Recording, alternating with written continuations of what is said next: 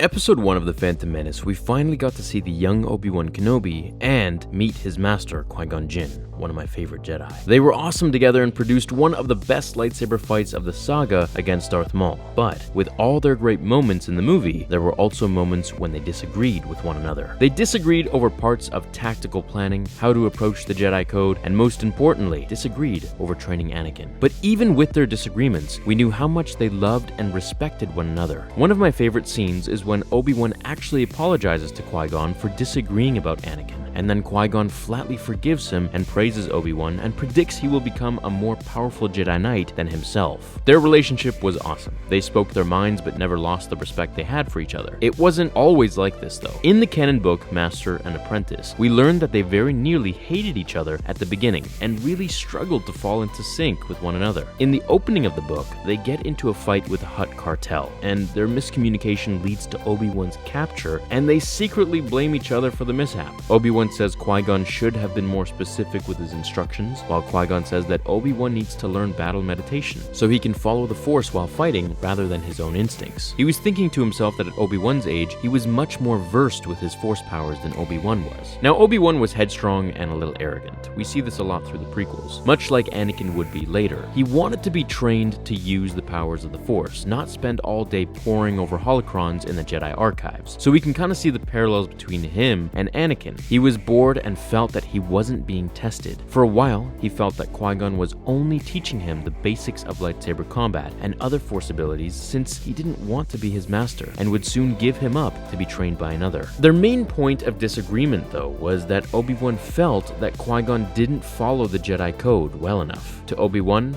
the code was black and white, nothing like the gray which Qui-Gon saw. Jinn felt that following the will of the Force was the most important thing, not following the code. This was why he differed so greatly with the other Jedi Masters on the Council. When him and Obi-Wan had a disagreement, Qui-Gon angrily told him, "You are too dedicated to ideals rather than reality, Obi-Wan, to the point of sacrificing your ideals." Qui-Gon further said, "I'm coming to believe that we must all interpret the code for ourselves, or it ceases to be a living pact and becomes nothing but a prison cell." Despite all of this though, Qui-Gon really struggled internally with how he was doing as a master, since he saw so much potential in Obi-Wan. Qui-Gon confided to Rael Averross about his worries by saying, "I've been feeling like I'm not poisoned, Obi-Wan, but completely incapable of helping him." He felt that he needed to help Obi-Wan to learn to relax, but didn't know how to do it. Qui-Gon had thought about ending his relationship with Kenobi since he knew that Obi-Wan would be a great Jedi regardless of his teachings. Then Averross, being even more rebellious than Qui-Gon, only said, "Adolescents go either one of two ways. Either they're rebels to the core, or even stricter than their elders. He'll relax eventually." Obi-Wan and Qui-Gon's relationship meets an impasse when Qui-Gon receives the Force vision that an attack will happen at a treaty signing, and he says the treaty shouldn't be signed. Unfortunately for Qui-Gon though, this contradicts the will of the Jedi Council and the Republic. Qui-Gon is dead set that it's the will of the Force though, so Obi-Wan essentially tells on him to the Jedi Council that he has gone rogue against the treaty and was being extreme as a result of his vision. The Council then appoints Obi-Wan to represent the Republic in the treaty signing. How would you feel if your Padawan did that to you?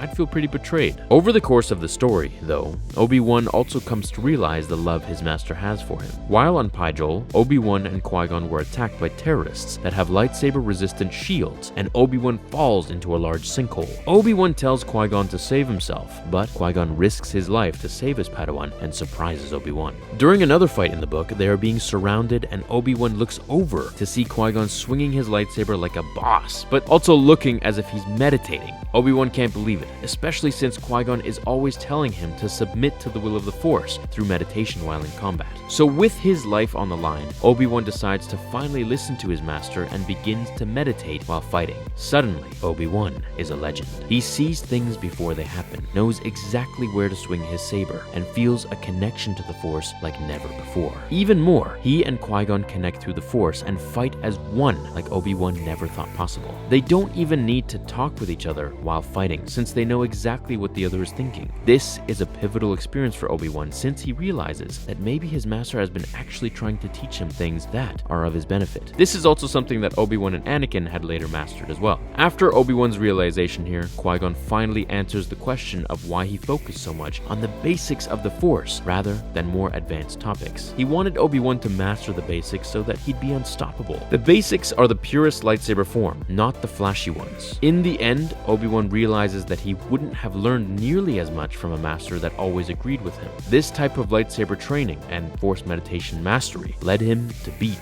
Anakin later on. It also helped him beat Darth Maul before the Clone Wars and then kill him finally after. Now, Rael Averross points out to Qui-Gon that all Padawans will rebel to a degree. If Obi-Wan was with a strict master, he would have rebelled by breaking rules. But because he was with Qui-Gon, he rebelled by following the rules. The Council put him with Qui-Gon because they knew it'd be a positive thing for Obi-Wan. After they came together, they also see the power in Qui-Gon's vision and save the day by following the Force rather than the Jedi Code. Obi-Wan and Qui-Gon end up with one of the most powerful master-apprentice relationships in Star Wars. After Qui-Gon's death, Obi-Wan was made a Jedi in a hasty field promotion the morning of Qui-Gon's funeral. Their biggest disagreement about Anakin became Obi-Wan's purpose. He didn't necessarily believe that he was the chosen one, but he knew Qui-Gon believed it. So Obi-Wan would have to find faith in it as well. What do you guys think? Did someone else have a better master-apprentice relationship? Maybe Qui-Gon and Dooku? Maybe Anakin and Obi-Wan? Or maybe Yoda and Mace Windu? Let me know in the comments below. It's kind of weird to think that Qui-Gon's training was what helped defeat Anakin in the end. I hope you enjoyed this canon video. Please leave a like if you did, and I will see you all in the next one. Until then, remember, the Force will be with you always.